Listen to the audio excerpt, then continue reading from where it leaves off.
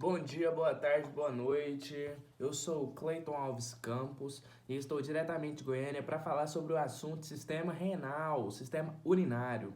Então, inicialmente, hoje separei algumas perguntas, alguns tópicos para a gente falar sobre o sistema urinário, que é os sistemas dos rins, sistema renal. Então, inicialmente, vai ter um total de 5 tópicos, neles vai ter alguns subtópicos para a gente comentar um pouquinho sobre algumas funções anatômicas dos rins.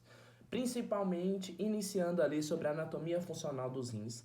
Então, onde existem dois tipos de néfrons nos rins, os corticais, que é 90% deles, e os justamebulares, que são 10%. Então, os néfrons corticais situam-se no córtex renal e são responsáveis pelas funções clássicas de reabsorção e secreção da substância.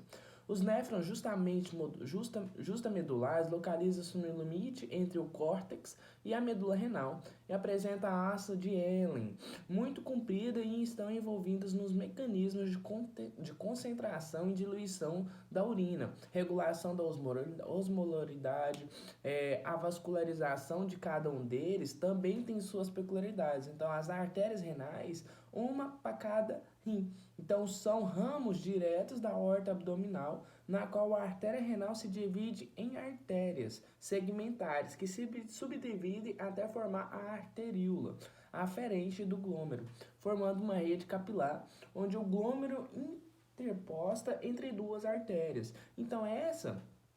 É, essa é a anatomia funcional dos rins. E logo vamos entrar em um próximo tópico, que é as funções não excretoras. Então, excretoras é o sinônimo de remoção de substâncias oriundas do metabolismo celular, como os rins, que têm a função de remover do sangue substâncias não produzidas em consequência dos processos metabólicos da célula.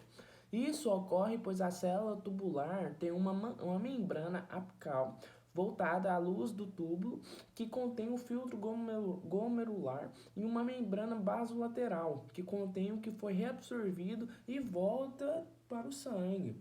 Então, logo a gente vai entrar no próximo tópico, que é o gliconeogênese.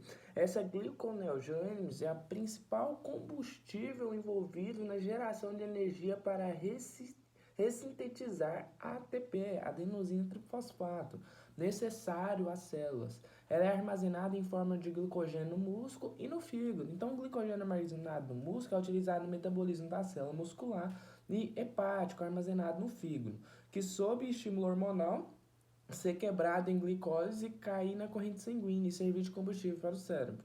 Se as reservas de glicogênio se esgotarem, vamos supor, no exercício físico, e não houver alimento disponível no momento para repor esse glicogênio, os músculos utilizam os ácidos gráficos livres e em seu metabolismo por meio de beta-oxidação.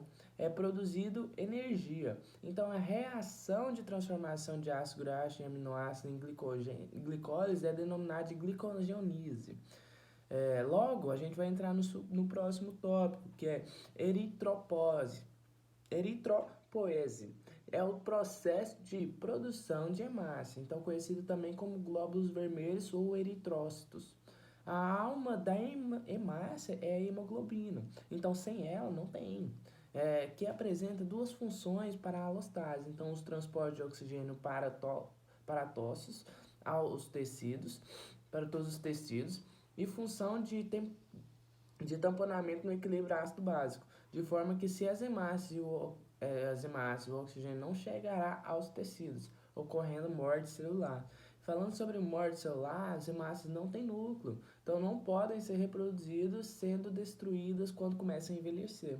Então, tipo assim, vai passar, as hemácias que conseguirem passar ali nos buraquinhos, elas estão novas. A partir do momento que ela começa, não passa mais, aí elas já são trazidas e pegar o ferro delas. E a destruição dessas hemácias é a hemólise, que a gente chama. Então, após a destruição das hemácias velhas, novas hemácias precisam ser produzidas, e esse processo ocorre na medula óssea. Logo, a gente vai entrar também na ativação da vitamina D. Então, essa vitamina D é um grupo de pró-hormônios lipossolúveis, e suas duas formas principais são a vitamina D2, que é presente nos vegetais, que a gente come os vegetais, e a D3, que é a exposição ao sol, então que é a radiação ultravioleta B. Então, uma mínima exposição, você sair ao sol, já o sol para que os raios ultravioletas ativem a vitamina D3 na pele, então caindo na corrente sanguínea e alcançando o fígado.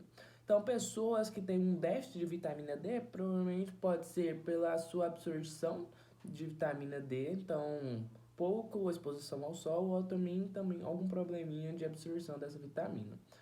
E aqui a gente vai falar agora, a gente finalizou sobre as funções não excretoras, que entrou então a gliconeogênese, entre eritropose e ativação da vitamina D. Agora a gente vai falar sobre as funções excretoras. Então, função glomerular, processo de filtração, que é um processo de filtração do sangue que ocorre no glômerulo renal. É um método em que se separa substâncias sob pressão, proteínas e hemácias não filtradas. Então, o filtrado é o líquido resultante do processo de filtração em 24 horas, que forma-se aproximadamente 180 litros de filtrado glomerular por dia. Desculpa. Logo, a gente vai entrar na segunda função, funções excretoras, que é a função tubular, reabsorção e secreção.